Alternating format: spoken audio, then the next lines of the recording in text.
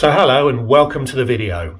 I am at the Premier Inn at Heathrow Airport, the Terminal 2 and Terminal 3 version on the Bath Road, the site of the start of many epic adventures. And today I start my own epic adventure, perhaps not that epic in the global scale of things, but certainly far more epic than anything I've attempted over the last year and a half or so.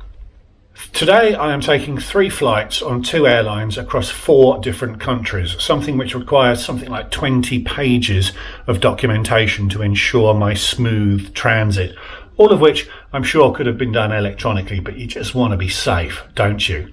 My first flight today is with Swiss Air, an airline I've only ever flown once before, and I'll be flying with them today from Heathrow down to Zurich, connecting onto another flight down to Athens. Now, I recently travelled on British Airway's European business class down to Malaga, a video that you can find up here, and I wasn't that impressed with their offering, so I decided to try out a few other European airlines business class offering to see if they do it any better, the first of which today will be Swiss Air. So if that sounds good, stick around. Hi, I'm Matt. Over the last 25 years, I've travelled a lot. I've lived in 5 countries on 4 continents. I've flown over 1.3 million miles. I've visited over 100 countries, every American state, but I'm nowhere near done. So subscribe to the channel so you can come with me. The Premier Inn is to the north of the airfield, a little further away than many of the hotels on the Bath Road, but it is very well served by buses which stop right outside on the hotel's side of the road. I say this Premier Inn as there are 5 of them surrounding the airport. This was the one best located for passengers using Terminals 2 and 3. Annoyingly, the first bus I could have taken sped past without seeing me, but the second one did, and my Kent disabled person's bus pass saved me the £1.55 it would ordinarily have cost. I'll make a separate video reviewing the Premier Inn, but it is a real option. It cost me £35 for the night and meant I was much fresher for the journey than if I'd travelled to the airport that morning. The bus deposits you in the central bus station between Terminals 2 and 3, and it's a relatively short walk into the terminal. I say relatively, as no walk in any airport is genuinely short, but this was one of the shorter walks you'll experience. Another top Heathrow tip is that if there's a lift, that's probably the quickest way. I ended up taking 4 escalators, which didn't present this award-winning terminal's best side, but you get to the main entrance soon enough either way. The terminal was quite busy, which was nice to see. Terminal 2 services Star Alliance carriers, plus a few interlopers like Aer Lingus and Iceland Air, so there's a predominantly European footprint, and it's quite busy first thing in the morning. I had checked in online and had a boarding pass, but you can't be too careful these days, so I went to the check-in desk anyway, which turned out to be prudent, as I did overhear the agents at the gate calling forward anyone who had not had their documents checked. I'd printed the documents to be safe. Everything could probably have worked electronically, but having printouts removed one layer of complexity to what was already a complex trip. No fast-track security was available that day. I'm not entirely sure why, but the main security lines moved very quickly and I was through in no time, despite the terminal being quite busy. I had a little bit to do with the opening of one of the restaurants in the terminal, so I know it quite well and find it very pleasant and manageable. My Swiss Air business class flight entitled me to access Lufthansa's lounge. This was my first flight of my quest to achieve Star Alliance Gold. Check out this video for more on why I chose to join Aegean's programme. So this was my only lounge option. Gold status holders now have the option of visiting the reopened Singapore Airlines lounge, although as a negative PCR test is required for entry, I'm not sure it's worth the effort. As this was a busy time of day for Lufthansa and its partners, the lounge felt reasonably busy, but I had no trouble getting a seat. I noted that there was as much space again in the Senator Lounge section, which was unavailable that morning. This is usually reserved for first class and gold level Star Alliance members, so not me quite yet.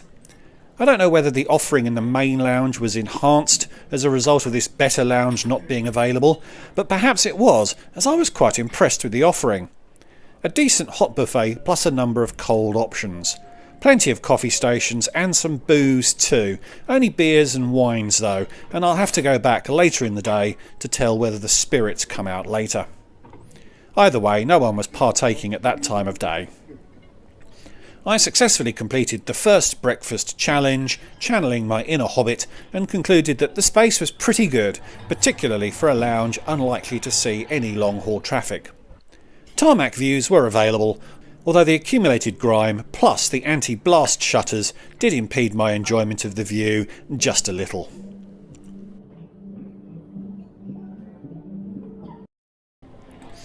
T2 has A and B gates. The latter tends to be used by longer haul flights and are a bit of a hike, but it's not a long walk from the lounge to any of the A gates. A little bit of disorganisation, as I mentioned earlier, as a lot of people who'd smugly checked in online and thought they were done needed to get rubber stamped by an agent. Everyone needed a Swiss passenger locator form, even if, like me, they were only transiting. Boarding started pretty promptly, and the priority boarding lane was well signed and well managed. Swiss does not have special requirements for masks. I know that Lufthansa requires a medical grade mask and will provide them if you don't have one, and the Austrian Airlines flight boarding at the next gate was enforcing the same requirement as Lufthansa. Quickly on board to a friendly welcome and the obligatory sanitising wipe, and into my seat, 4F on this occasion. My first impressions of this Airbus A320neo were positive compared to my recent experience with British Airways. Swiss offered a couple of inches more legroom than BA. Seat Guru helpfully says there's between 31 and 34 inches of pitch in business class, compared to BA's 30 on their A321neo. I'd be happy to say there's 32 or perhaps 33 inches here. A table, no shocks there, and the middle seat is kept empty. No in-seat power and no in-flight Wi-Fi though, which are shortcomings of this service, but I don't think they're fatal ones. Perhaps oddly, the economy class buy-on-board literature was also carried in every business seat. It was interesting to see that you could drop 18 Swiss francs on in-flight fondue if you felt the need. I believe this service had operated in from Zurich earlier that morning, so the cleaning had been good, but was not perfect.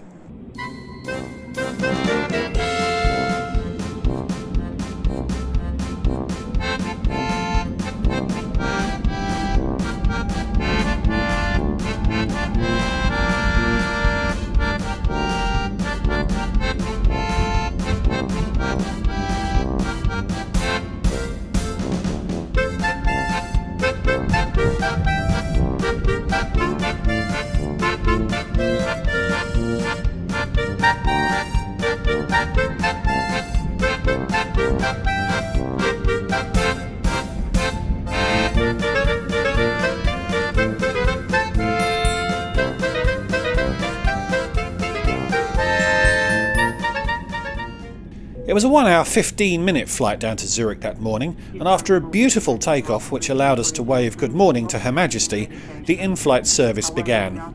No choice was offered, but I thought this was very decent for such a short flight. This compote was particularly luxurious, although as there were no menus, I'm only guessing it was a compote. Then the Swiss stereotyping really kicked in the form of cheese and chocolate.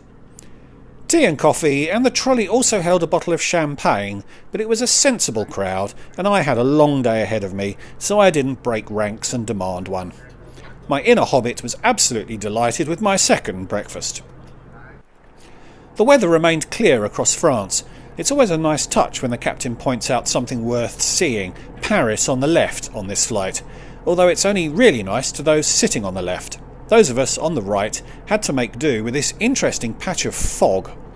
The captain also passed through the cabin before takeoff, welcoming every business class passenger on board, which I thought was a lovely touch.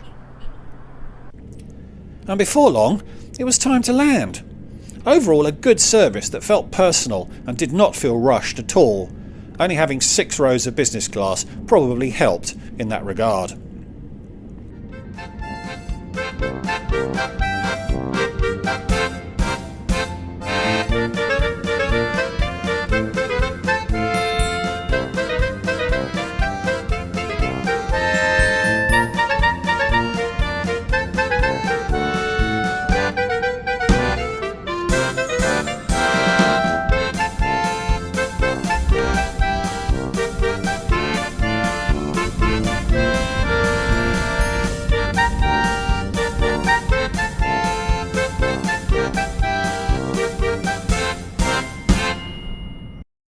I'd only connected through Zurich once before, 20 years earlier, but the design felt a bit confusing. As this was my entry point into the Schengen region, even though I was connecting straight out of Switzerland, I still needed to get stamped into the country as there is passport-free travel around the Schengen region. It all felt a bit unnatural, and the design of the checkpoint suggested it was an afterthought in the terminal's design. But I was quickly through, and then after a fairly lengthy walk, I got to the A gates and to the A lounge. Remember, all walks in airports are long walks, so this means that it was a really long walk in non-airport terms. I see from Google that Swiss have 9 lounges in Zurich Airport, so I don't know whether this was a particularly good one or not, but it felt pretty good. Large, with lots of different areas to sit, and a good-sized central bar area where some interesting looking food was also available. I only had about a half hour to enjoy the lounge as it was a tight-ish connection, so I had a beer and tried to recharge my camera as much as possible before heading to the next gate. It wasn't far, but I'd possibly left it a little late as I was one of the last to board. Now, the gate agent was obviously gunning for promotion by deciding to weigh my hand luggage, from which he concluded that I needed to check it in. It absolutely infuriates me when airlines are inconsistent like this. No one cared in London, so why did they suddenly care in Zurich? Fortunately, a row broke out in German next to me. I think about the same thing, so I was able to convince the jobsworth that I was a big strong boy and could handle my own luggage. And so he waved me through, preferring to pursue promotion by diffusing the fairly major row next to me. I was buffered in the galley on boarding, and the crew spotted my camera and asked me about it. I'm still new to this and I don't yet have a convincing cover story about why I film everything, so I confessed to being a YouTuber and explained a little about what I do. They were very happy to be filmed and were very interested in what I did. I'm going to give them the benefit of the doubt, but the service on this flight was absolutely excellent, and I really hope that would have been the case regardless, and it wasn't just because they knew I was making this video.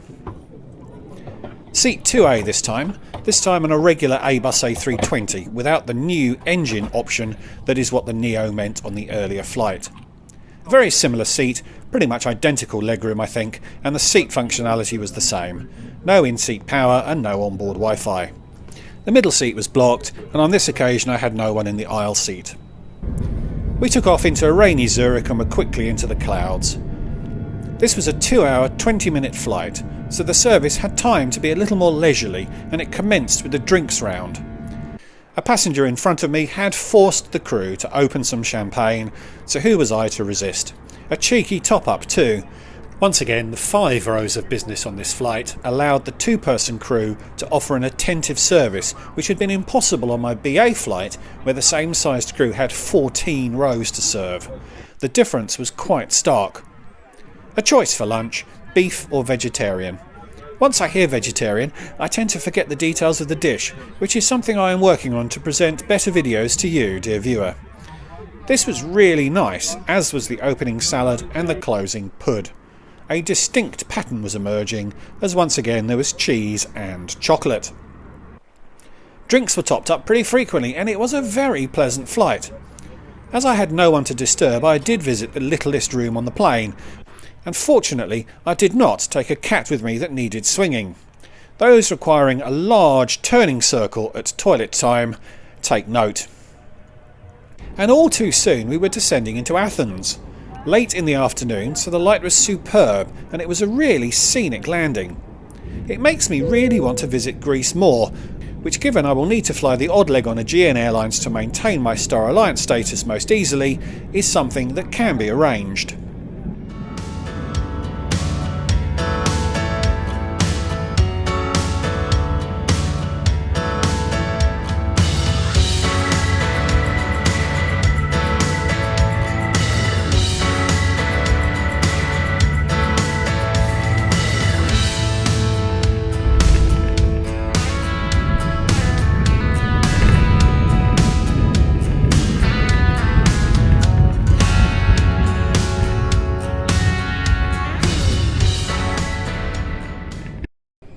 We parked up at a bus gate, even though there was a finger available, which I instinctively thought would be bad news, but they held back the economy passengers, so us in business got our own bus to the terminal.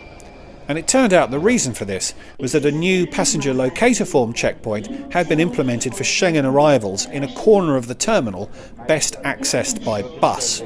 So it ended up being a very efficient entry into Greece, as my PLF received a cursory check and there were no further passport formalities.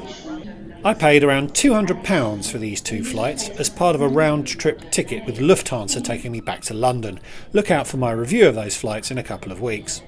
I thought this was pretty decent value for the quality of the service I received, but I'll save a discussion over whether the premium over travelling in economy was worth it for another day. So a couple of hours now in Athens before my next flight, not quite done for the day yet. Going to go and try and find somewhere to sit with a charging point close by so I can recharge all my devices. So Swiss Air, I really quite enjoyed that.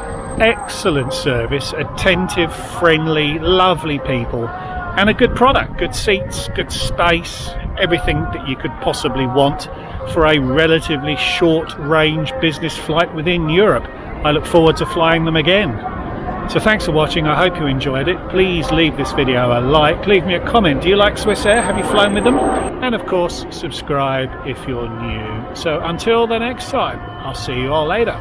Goodbye.